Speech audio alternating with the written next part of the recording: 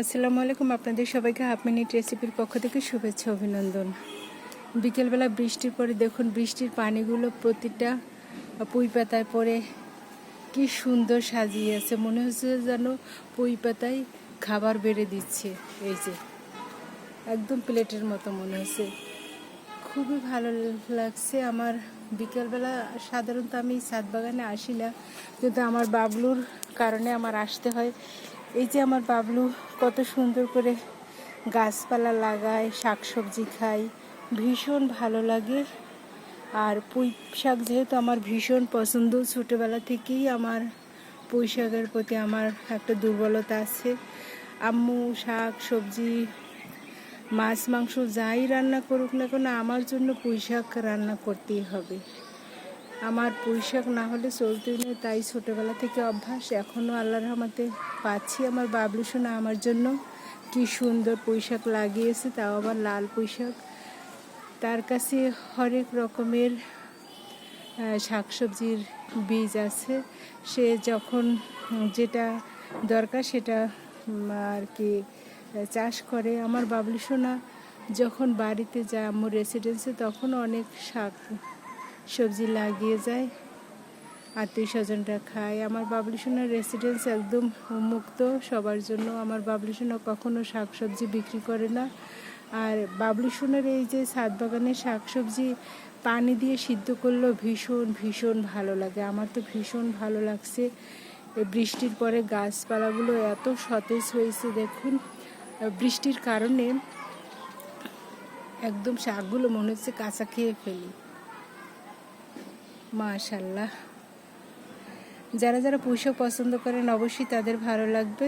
আর যেহেতু আমি একজন পুঁইশাকখোর, আমার কাছে তো ভীষণ ভালো লাগে পুঁইশাক। আমার কাছে পৃথিবীর সবচেয়ে ভালো শাক হচ্ছে পুঁইশাক। পুঁইশাকের কোনো বিকল্প আমার কাছে নেই। আমি আবার বাজারের কোনো পুঁইশাক শাকসবজি খাই না। আমার বাবলু যেটা আমার জন্য ছাদ বাগানে লাগা, আমি সেটাই খাচ্ছি। বাবলু দেখো কি পরিমাণে পানি ফোঁটা পড়ার পরে কি সুন্দর লাগছে। এটা হচ্ছে বৃষ্টির পানি। বৃষ্টির পানি পড়াতে এই গাছের পাতার যে কালচে কালচে একটা ভাব ছিল, সেই ভাবটা একদম নাই। ওই যে কালচে কালচে ভাব রোদে পুড়ে গেছে। প্রচুর পরিমাণে এই আষাঢ়ে প্রচুর পরিমাণে রোদ হওয়ার কারণে গাছের পাতা পুড়ে যায়। যেহেতু ছাদ বাগানে আমার বাবলু সোনার এই গাছপালা, ছাদ বাগান করা আসলে দেখতে মনে হয় খুব সহজ, কয়েকটা গাছ, কিন্তু আমার বাবলুর ছাদ বাগানে প্রায় 5 শতাধিক গাছ ছিল, এখন 200-র মতো গাছ আছে। তার মধ্যে অনেক দেশি বিদেশি গাছ আছে, কিন্তু আমার কাছে সবচেয়ে বেশি ভালো লাগে এই যে পুঁই শাক। যেহেতু আমি পুঁই শাক পছন্দ করি, আমার বাবলু সোনা সার দেওয়ার কারণে আমি পুঁই শাক খেতে পারি না। আমার বাবলু সোনা বলছে যে নিতে পারো, সমস্যা নেই। আমি বলছি যে না, আর একটা দিন পরে খাবো, কিন্তু বৃষ্টি হওয়ার কারণে এখন আর কোনো ভয় নেই। বাবলু এখানে কি একটা পুঁই শাক গাছ? একটাই তো। ও, এই একটা পুঁই শাক আর এই একটা পুঁই শাক গাছ, 2টা পুঁই শাক গাছে দেখুন একদম পেয়ারা গাছটাকে কিভাবে জড়িয়ে ধরছে। পেয়ারা গাছটার অবস্থা 12টা বাজিয়ে দিচ্ছে।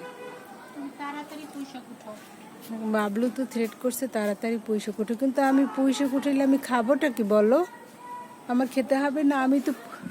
আমি পুঁই শাক এরকম রেখে রেখে খেতে ভীষণ পছন্দ করি। আমার বাবলু সোনার রেসিডেন্সে আসার পর থেকে সেভাবে বাজার করাই হয় না, ওই বাসায় যেটা আছে সেটা দিয়ে চালিয়ে যাচ্ছি। ভীষণ ভালো লাগে, মন চায় তো এখনই আমি কাঁচা খেয়ে ফেলি পুঁই শাক, এত পুঁই শাক পছন্দ করি। মাশাআল্লাহ, কত সুন্দর হয়েছে।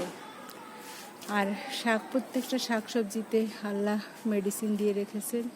আর পুঁই শাক খেলে তো অনেক উপকার আছে, ফাইবার আছে। আর যাদের কনস্টিপেশন আছে তারা খেতে পারেন। আর পুঁই শাক তো আমার কাছে সবারই কাছে প্রিয়, কারণ এই পুঁই শাকে যদি একটু চিংড়ি মাছ দেওয়া হয় কতই না ভালো হয়।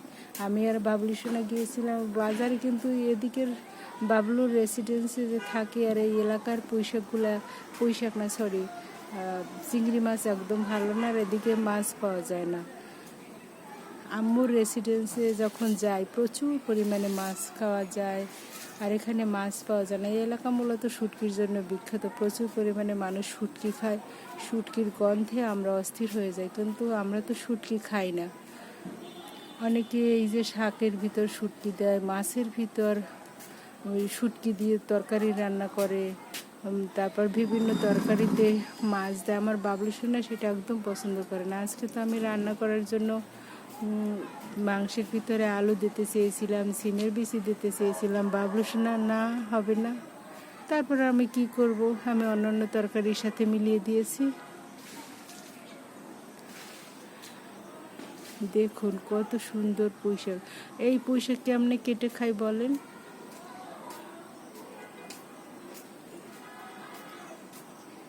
আমার আব্বু সোনার আবার ভীষণ পছন্দ পুঁইশাক। আমার বাবলু সোনাও খায় যদি ভালো হয়। আর তার ছাদ বাগানে সবচেয়ে এখন বেশি চাহিদা হয়েছে পুঁইশাকের। পুঁইশাকটা ভীষণ ভালো লাগে। অন্যান্য শাকসবজি ছিল, তা নাই হয়ে গেছে। আমার বাবলু সোনা সব ফেলে দিয়েছে, আবার নতুন করে সে লাউ গাছ লাগিয়েছে, বেগুন গাছ লাগিয়েছে, আর পেঁপে গাছ লাগিয়েছে। আর বর্তমানে আমি পুঁইশাকের ভিতরেই ডুবে আছি। দেখুন কত সুন্দর হয়েছে পুঁইশাকটা। আমি ভেবেছিলাম একটা পুঁই শাক, কিন্তু আমার বাবলু সোনা বলছে না, এখানে দুইটা। সত্যি সত্যি দেখি দুইটা পুঁইশাক। একটা পুঁইশাক এতটা ঘন হতো না। আর এই পুঁইশাকের ডগাগুলো কত সুন্দর হয়েছে দেখুন, বৃষ্টিতে আরও সতেজ হয়েছে। মন চায় এখন কাঁচা গিলে ফেলি, কারণ আমি পুঁইশাক খেতে ভীষণ ভীষণ পছন্দ করি। আম্মুর মিনি রাইস কুকারে আমি সব কিছু স্টিম করে রান্না করি। আমার বাবলু সোনাকে নিয়ে আমার আবার তেমন কোনো চিন্তা নেই। তাকে যা দেই সে সেটাই খেতে অভ্যস্ত হয়ে গেছে। সে বলে যে একটু সিদ্ধ করে দাও, এটাই যথেষ্ট। মাশাল্লাহ। এখন যেহেতু আষাঢ় মাস, আষাঢ় মাসেও বিভিন্ন ধরনের শাকসবজি মানুষ লাগায়। বিশেষ করে পুঁই গাছটা যে কোনো সিজনে লাগালেই হয়। আমার বাবলু সোনার ছাদ বাগানে 12 মাসই পুঁই শাক থাকে। অনেক ধরনের আমার বাবলু সোনা শাকসবজি চাষ করে, তার মধ্যে আমার কাছে পুঁই শাকটা বেশি ভালো লাগে। এই পুঁই শাকটা কোনো পোকা লাগেনি। এই যেতটুকু কালো কালো দাগ, এটা রোদে পুড়ে গেছে।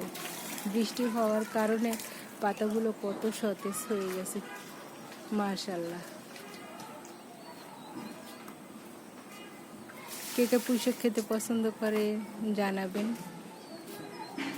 আমার আব্বু সোনা থাকলে এতদিনে পুঁই শাক খাওয়া হয়ে যেত, কারণ আমার আব্বু সোনা পুঁই শাক খেতে খুব পছন্দ করে। আমার আব্বু সোনা যখন আসে তখন অল্প পুঁই শাক খায়, আমি একটু আলু দিয়ে রান্না করি। আমার আব্বু সোনা লুকিয়ে লুকিয়ে খায়। আমি বলি যে না বাবা, লুকিয়ে খেতে হবে না, তোমার যা লাগে খাও। তারপর সে একদম পাতিল সহ নিয়ে খায়। সে, তার ভীষণ পছন্দ পুঁই শাক।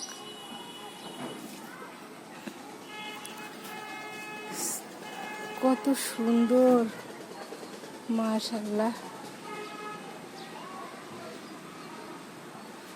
আমি অভিভূত এই পুঁই শাক দেখে। দেখুন পাতাগুলো কত সতেজ হয়ে গেছে, আর বৃষ্টির পানির কারণে আরও সুন্দর লাগছে। বাবলু দেখো, সেই পোড়া দাগগুলো নেই। বৃষ্টির পানির কারণে পোড়া দাগগুলি নেই, যে পাতা পোড়া দাগগুলি নেই। মাশাল্লাহ। এই যে এখন দুই একটা আছে। আমি এই পাতা পুড়ে গেছে রোদে, এটা রান্না করি, এটা রান্না করলেও খুব ভালো লাগে।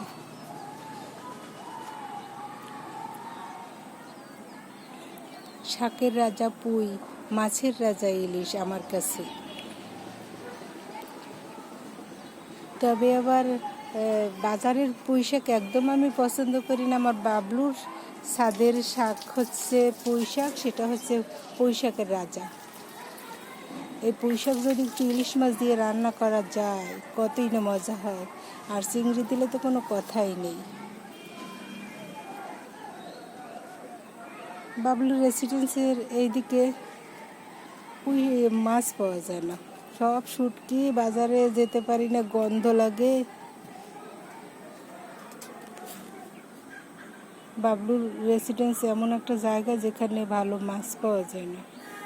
কিন্তু আম্মুর রেসিডেন্স এত সুন্দর এলাকা, যেখানে মাছ, শাক সবজি সব ঘরের কাছেই আসে। প্রতিদিন এত ফেরিওয়ালা আসে, একদম অবাক করে দেয়, ঘুমাতে পারি না। রাত 11টা-12টার সময় মাছওয়ালা আসে বাসার সামনে।